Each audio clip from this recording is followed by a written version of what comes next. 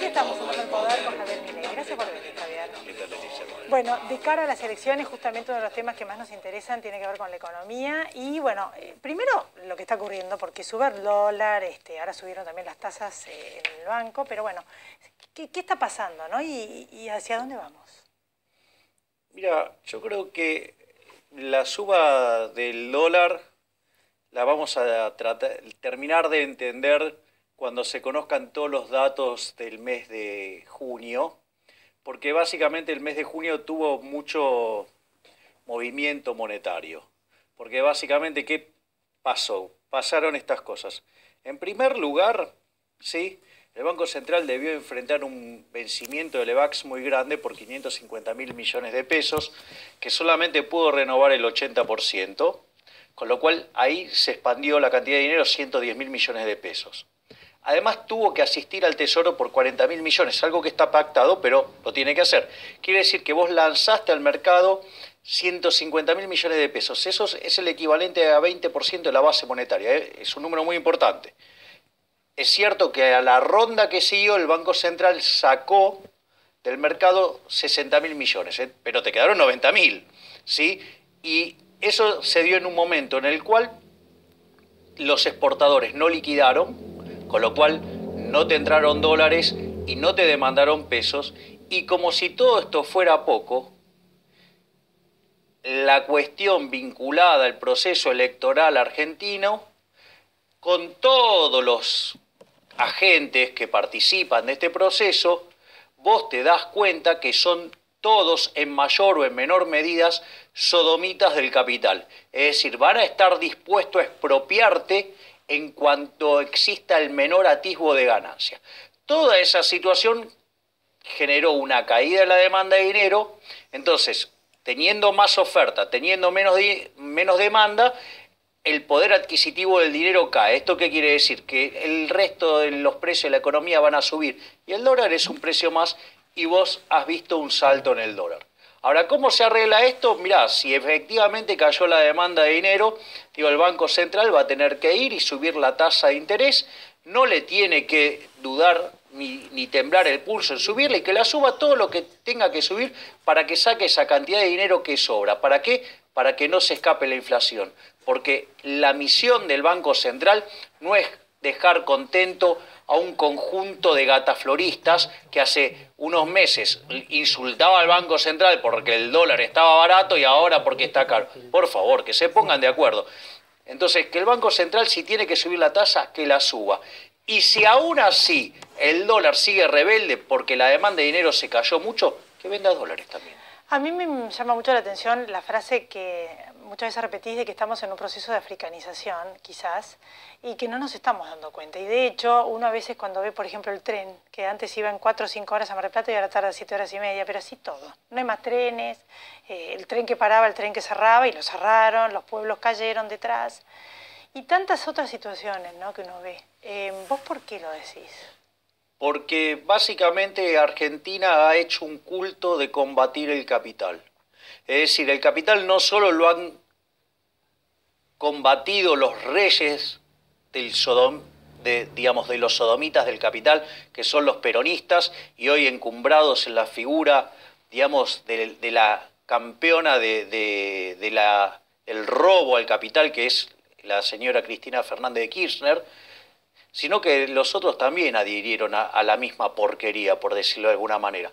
Argentina, digamos, tiene destino de país africano, básicamente porque se comió el capital físico, porque se comió el capital humano, se copió el capital institucional y se comió el capital social. Mirá, capital físico. Cualquier país de América Latina, aun cuando invierte poco, invierte 22% del PBI, nosotros 15%. Con lo cual, no hay máquinas. ¿Por qué? Porque no ahorramos. ¿Por qué? Porque estamos con esta estupidez y la farsa de la distribución del ingreso, que no es ni más ni menos que un acto violento de expropiación y castigo al exitoso, con lo cual después anda a invertir bajo esas condiciones. Lo otro, digamos, nosotros éramos, vos fíjate que hoy estamos séptimos en las pruebas PISA en América Latina. Nosotros fuimos el primer país del mundo que eliminó el analfabetismo, ¿sí? Y eso también es bien peronista, ¿sabes por qué? Porque había un señor que decía alpargatas sí, libros no. Ahí está, toda una manga de brutos que no, digamos que los chicos el 50% no termina, el 50% que termina, digamos, no entiende lo que lee, digamos, toda una cosa así. En lo institucional no hay institución que no se haya violado. Sí, el caso más típico es la moneda, ¿no? Y lo otro es el capital social. La grieta no es que es un invento de la nata, no, la grieta es algo que existe. Es decir, cuando vos a una persona le robaste, porque la justicia social es un robo, ¿sí? ¿Qué querés? ¿Que esté contento? No, va a estar recontracaliente. Es decir, y el otro, además, o sea, vivió un jolgorio que es, claro, qué piola, digamos, si viene alguien y te da un montón de plata para patinártela, ¿no estarías contenta? Y sí, todos estaríamos contentos, pero el tema es cómo te llegó esa plata, porque alguien pagó esa cuenta, y si vos se lo expropiaste, y no va a estar contento. Vos como economista y técnico, hay una parte desde el punto de vista sociológico y humano que yo te pregunto, ¿cómo se le explica? O sea, hay mucha gente que quiere seguir viviendo eso. Si no, no existiría un núcleo duro del kirchnerismo como existe. Y que por más que vos les digas que en realidad ya no hay más nada para repartir, no lo van a entender tan fácilmente. Porque había para repartir o así lo sintieron, ¿me entendés lo que te quiero decir? O sea, esas 12 cuotas sin interés alguien las pagaba, pero no se dieron cuenta mucho quién. Pero alguien pagaba todo eso. A ver. Entonces, o sea, ¿cómo lo armás? Porque es muy difícil de entender. Bueno, lo que hay que entender es que, digo, cuando vos creás un derecho económico, alguien lo tiene que pagar. Entonces, fíjate esto, vamos a hacerlo con un ejemplo bien simple. Suponete que vos tenés un departamento. Entonces lo hipotecás y te dan toda la plata del departamento.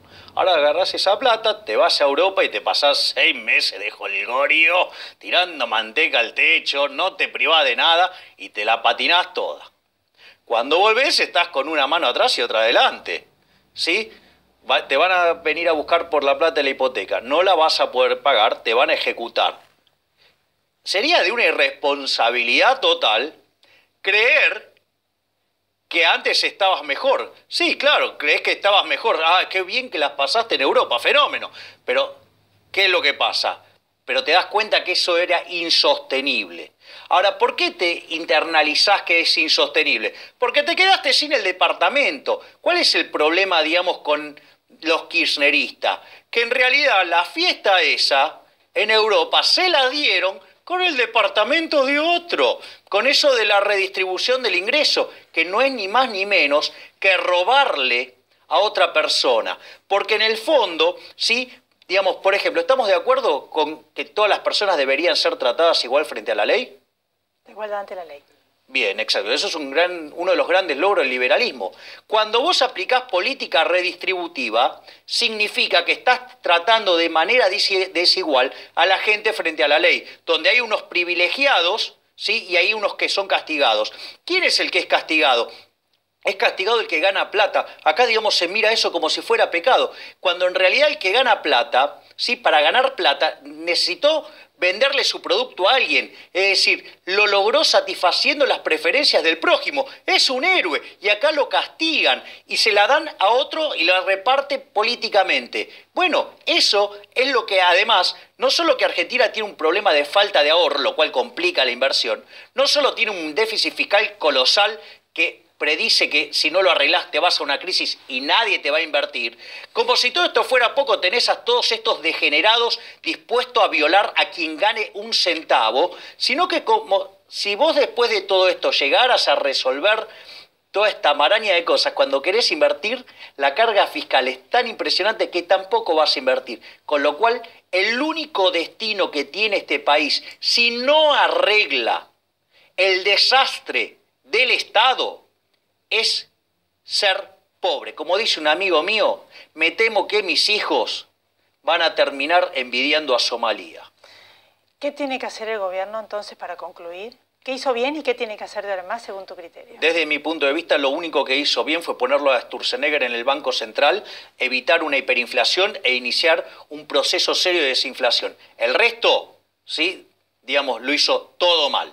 ¿Sí? Y lo que tiene que hacer el gobierno, ¿sabes qué es? Una reforma del Estado. Tiene que mejorar el superávit fiscal, ¿sí? Disminuir el gasto, diríamos. Sí, tiene que mejorar el superávit fiscal porque tiene un desequilibrio de 8 puntos de base, pero lo tiene que hacer además bajando impuestos, con lo cual se requiere de una drástica reducción del gasto público. Y lo primero que tendría que atacar, que es fácil, que no tiene costo social y que son entre 8 y 9 puntos del PBI, es eliminar de cuajo los subsidios económicos, pero haciéndolo bien, no como lo hizo el torpe de Aranguren, ¿sí? Y eliminar de cuajo también la obra pública e ir a un sistema de iniciativa privada como el chileno.